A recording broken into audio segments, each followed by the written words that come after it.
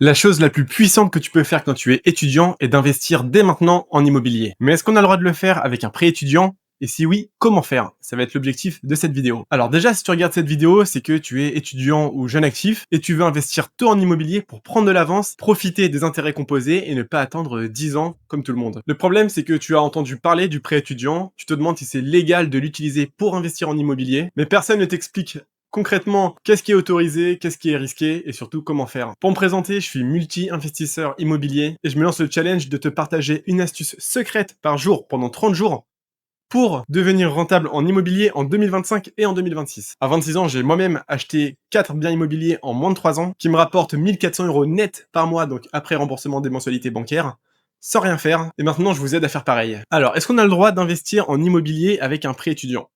J'ai fait mes recherches. La réponse est à nuancer, donc on va la prendre sous 3 aspects. Premièrement, la partie théorique. Après, en pratique, comment on peut jouer sur les mots de la théorie pour se lancer et faire un prêt immobilier.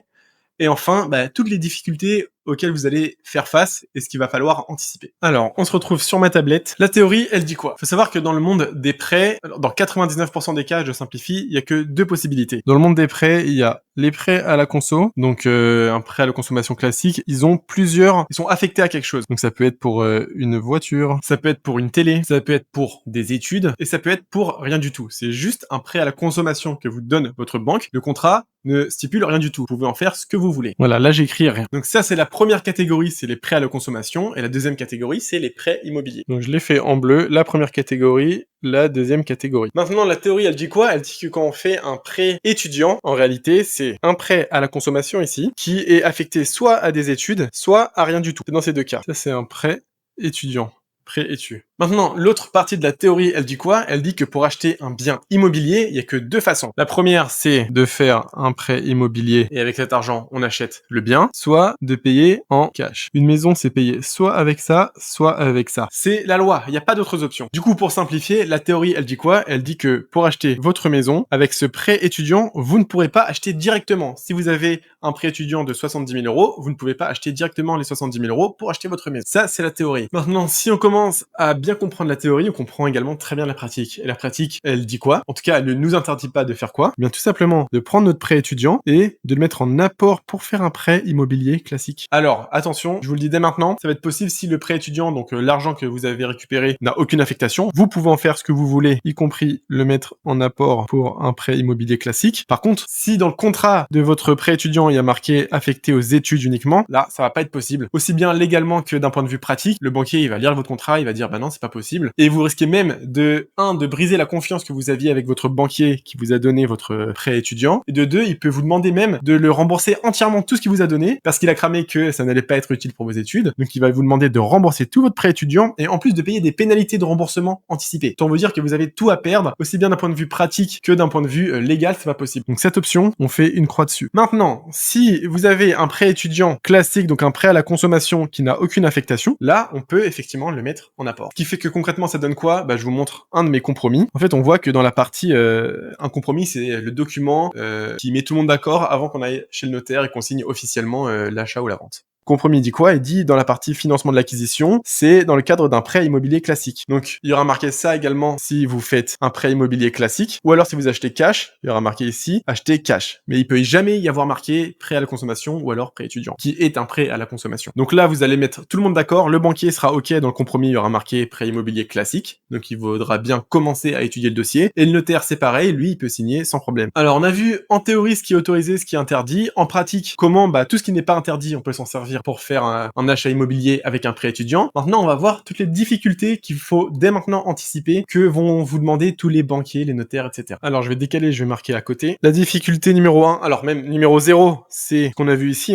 avoir un prêt étudiant, donc un prêt à la consommation qui n'est pas affecté aux études. Alors, je l'ai marqué ici, déjà avoir un prêt qui n'est pas affecté, ce qu'on a vu juste avant. Ensuite, donc la difficulté numéro 1, c'est quoi? C'est que la banque peut vous demander d'où viennent les fonds. Vous allez vous ramener auprès de la banque avec tout cet apport de votre prêt immobilier, quasiment vous allez mettre plusieurs dizaines de milliers d'euros clairement sur la table instantanément. Donc aussi bien la banque que le notaire peut demander mais d'où viennent ces fonds. C'est ce que j'ai écrit ici, d'où vient l'argent. Donc là, vous allez lui dire que c'est un prêt à la consommation, vous êtes obligé. Clairement, ça c'est pour faire les blanchiments d'argent et la lutte antiterroriste. Donc c'est pas là-dessus qu'on va mentir. Première option, donc vous allez lui dire c'est le prêt étudiant, et si en plus c'est la banque qui vous a prêté de l'argent, il y a des grandes chances qu'elle refuse. Et donc, on fait ce qu'on a dit tout à l'heure, elle vous redemande un remboursement anticipé, vous payez des pénalités, et vous avez ruiné la confiance avec votre banquier. Donc, première option, je fais une croix, c'est mort. Deuxième option, elle est ok, que ce soit la même banque ou une autre, elle est ok pour l'amener en apport, mais dans ce cas-là, en fait, ce que va faire la banque, c'est qu'elle va le fusionner avec l'emprunt immobilier restant que vous allez faire, qui n'est pas l'apport. C'est-à-dire qu'en fait, ça va finalement pas changer grand-chose, vous allez vous retrouver avec un gros emprunt, qui comprend une partie prêt étudiant à la consommation classique, et une partie prêt immobilier. Mais tout ça, ça forme un seul et même gros emprunt qui aura des mensualités, et qui doit respecter le fameux taux d'endettement des 35%. C'est-à-dire que toutes les mensualités ne doivent pas dépasser 35% de tous vos revenus salariés ou autres à côté. Donc là, finalement, on tombe dans un crédit immobilier classique avec les mêmes difficultés, prouver qu'on est sous la capacité d'endettement maximale, etc. C'est ce que je marque ici, prêt immobilier classique. Donc là, soit vous êtes OK, vous êtes sous le taux d'endettement maximal et c'est bon, soit vous êtes OK, soit c'est mort. Le problème, c'est qu'on est très souvent dans cette situation-là, parce qu'on va faire un calcul mathématique tout simple, je vais ouvrir Excel. Imaginons que vous soyez étudiant, pas alternant, on va faire les deux cas. Pas alternant, vous gagnez 0 € de revenus. Les loyers mensuels que vous allez gagner grâce à l'investissement immobilier, on va mettre, je sais rien, 800 € par exemple. Vous devez, allez, je vais prendre une moyenne des taux aujourd'hui, à peu près 550 € pour un emprunt à 100 000 € environ. Et il est occupé 70% de l'année. C'est ce que prennent les banques en général comme marge de sécurité. Alors, les revenus annuels, ça va être quoi? Tout simplement, fois 12, donc à l'année, tout ce que vous gagnez, les loyers que vous payez vos locataires, multiplié malheureusement par le taux d'occupation, parce que vous n'avez pas 100%, vous avez que 70% de taux d'occupation à l'année, plus vos revenus salariés. Les charges, c'est quoi? C'est la même chose, c'est tout simplement toutes les mensualités bancaires que vous devez à l'année fois 12, là il n'y a pas de 70% ou quoi, c'est tout le temps, toute l'année, 100%. Donc le taux d'endettement, c'est tout simplement les charges divisées par les revenus. Donc on tombe sur 98% de taux d'endettement. Le maximum c'est 35%, donc là on voit que mathématiquement c'est mort. Donc même si la banque veut bien que vous utilisiez votre prêt étudiant comme apport, vous faites exploser le taux d'endettement. Si vous n'avez pas de revenus à côté, si on est alternant, je vais mettre par exemple 1600 €, là ça le fait. On voit qu'on est à 25%, donc si vous êtes alternant, ça peut le faire, si la banque accepte votre dossier. Là c'est pas forcément gagné d'avance, parce que très souvent ils demandent des CDI, une ancienneté dans la boîte, etc. Mais on sait jamais, imaginons que la banque accepte, ça peut le faire. Donc on est là, c'est ok, elle est ok pour vous prêter de l'argent. Ou alors si vous êtes là, vous pouvez éventuellement demander à la banque qu'elle fasse une dérogation. Il y a environ 20% des dossiers qui ont le droit d'aller au-delà du taux d'endettement des 35%, mais très souvent c'est des primo-accédants qui achètent leur résidence principale. Pour un premier dossier de primo-investisseur qui est étudiant, même pas en CDI, qui n'a pas d'ancienneté dans le monde de l'investissement, autant vous dire qu'il y a 99% de chances que vous restiez là et que votre dossier n'est pas du tout une dérogation. Bien, on a vu la difficulté 0, la difficulté 1. Maintenant, la difficulté 2, c'est attention à la traçabilité. En fait, imaginons que vous ayez acheté votre appartement, que tout est ok, on vous a donné le prêt. Il y a un certain régime fiscal en immobilier, je ne vais pas m'étaler là-dessus, mais dans lequel vous pouvez déduire toutes vos factures, y compris les intérêts de l'emprunt immobilier. Et pour ça, il faut prouver à l'administration fiscale que dès le début, cet argent que vous avez gagné, il servait à cette aventure de l'investissement et que vous prévoyez de le déduire avant même d'avoir acheté l'appartement. Sauf que comment vous pouvez prouver à l'administration que cet argent servait dès le début, alors que vous avez obtenu un prêt étudiant et pas un prêt IMO? Alors en fait, il faut trouver tous les moyens possibles pour dire que dès le début, l'argent servait finalement à ça. Et donc que vous allez pouvoir déduire tous les intérêts de l'emprunt et payer moins d'impôts. Je vais faire plein de vidéos là-dessus, vous inquiétez pas.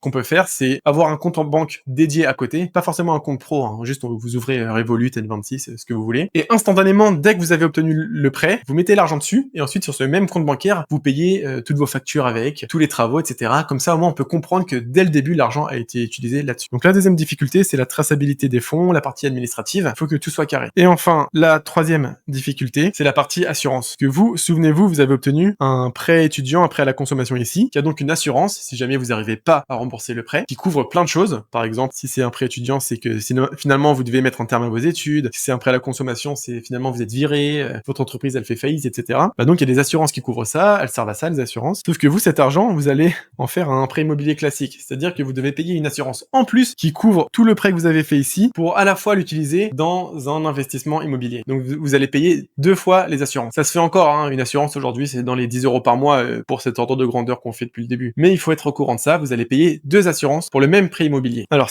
si ça vous a semblé un tout petit peu compliqué, vous inquiétez pas, je vais faire une synthèse. Pour acheter une maison, c'est soit en cash, soit avec un prêt immobilier classique. Donc, si vous avez obtenu un prêt étudiant, qui est ce que j'ai mis en jaune, vous pouvez, à condition qu'il n'y a pas marqué spécifiquement, ça sert uniquement aux études. Là, vous pouvez n'en faire que une destination finale études. Par contre, s'il n'y a rien marqué, vous en faites ce que vous voulez. Donc là, vous le mettez en apport pour faire un prêt immobilier classique. En faisant attention à plusieurs choses. Déjà, ce qu'on a vu ici, c'est que le prêt ne soit pas affecté, mais surtout que vous arriviez à justifier d'où vient l'argent, qu'une fois que vous ayez réussi à justifier d'où vient cet argent, que la banque, à son tour, vous dise OK, car vous restez sous le taux d'endettement classique et vous obtenez un prêt classique, OK. Ensuite, avec une très bonne traçabilité dès le début, pour pouvoir payer toutes vos factures dans un type de régime fiscal précis, il faut que vous mettiez cet argent dans un compte bancaire dédié qui servira que à l'investissement immobilier.